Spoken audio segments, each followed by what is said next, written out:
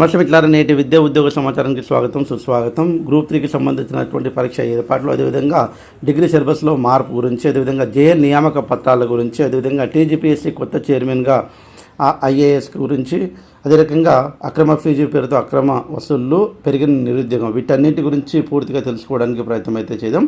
మొదటిసారి వీడియో చూస్తున్నటువంటి ఆస్పిరెంట్స్ ఎవరైతే ఉన్నారో తప్పకుండా మీ నుంచి నేను ఆశించేది లైక్ మాత్రం, కాబట్టి తప్పకుండా లైక్ చేయండి. అదే రకంగా సబ్స్క్రైబ్ చేసుకోవడం మనస్ఫూర్తిగా కోరుకుంటూ వీడియోలోకి వెళ్ళిపోదాం.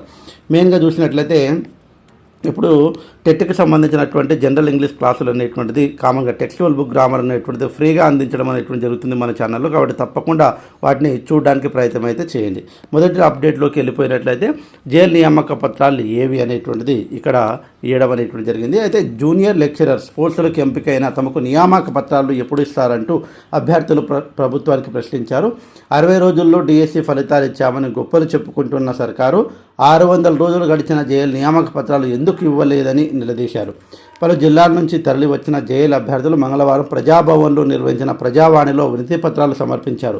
2022 జేఎల్ నోటిఫికేషన్ ఇచ్చారని, 2023లో పరీక్ష రాయగా 2024 ఫలితాలు ఇచ్చారని పేర్కొన్నారు. అతి తక్కువ రోజుల్లో డిఎస్సి 2024 ఫలితాలు విడుదల చేసి నియామక పత్రాలు ఇచ్చి జేఎల్ విషయంలో ఎందుకు తాత్సారం చేస్తున్నారని మండిపడ్డారు. సీఎం దగ్గర విద్యాశాఖ ఉన్నా ఎందుకు ఇవ్వడం లేదని ప్రశ్నించారు. కాబట్టి జేఎల్కి సంబంధించింది నిజంగా 1:1 కేటాయించి తమకు ఇప్పటి వరకు ఉన్నటువంటి దాంట్లో నియామక పత్రాలు అందించకపోవడం అనేటువంటిది బాధాకరమైనటువంటి విషయం.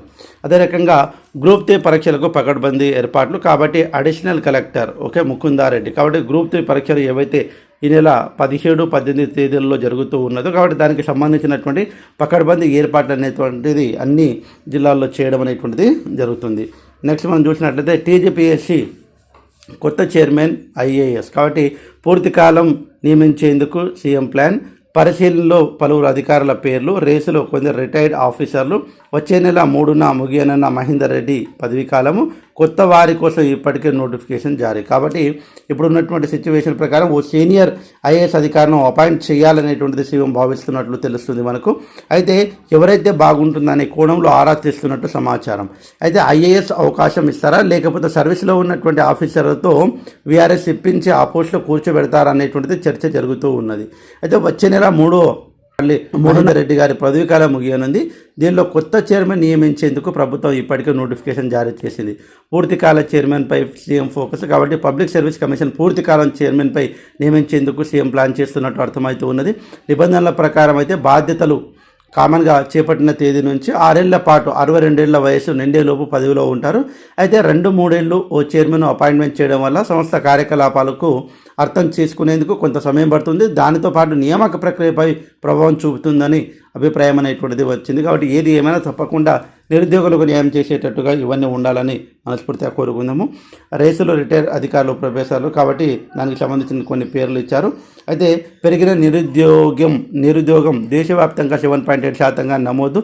దేశ సగటు కంటే తెలంగాణలోనే మెరుగు. రాష్ట్రంలో 4.4% నిరుద్యోగ రేటు అనేటువంటిది రావడం అనేటువంటి జరిగింది.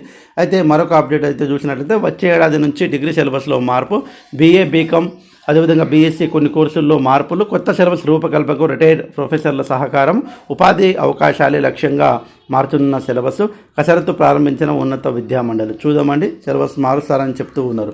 ఏది ఏమైనా క్లియర్ కట్ ఇన్ఫర్మేషన్ కోసం తప్పకుండా మన ఛానల్ని లైక్ చేసుకోండి, అదేవిధంగా సబ్స్క్రైబ్ చేసుకోండి. మీ నుంచి నేను ఆశించేది లైక్ మాత్రమే. టెక్స్ట్ బుక్ గ్రామర్ అనేటువంటిది ప్రతిరోజు చెప్తున్నానండి. ఆ టెక్స్ట్ బుక్ గ్రామర్ అనేటువంటిది 3rd క్లాస్ అయిపోయింది, 4th క్లాస్ అయిపోయింది. 4th క్లాస్లో 7th, 8th యూనిట్లు ఉన్నాయి. అవన్నీ చెప్పడానికి ప్రయత్నం అయితే చేస్తాను. వీలైతే లైక్ చేసుకోండి, ఆ వీడియోస్ అన్నీ కూడా చూడడానికి ప్రయత్నం అయితే చేయండి. Thanks for watching. All the best. Bye. See you.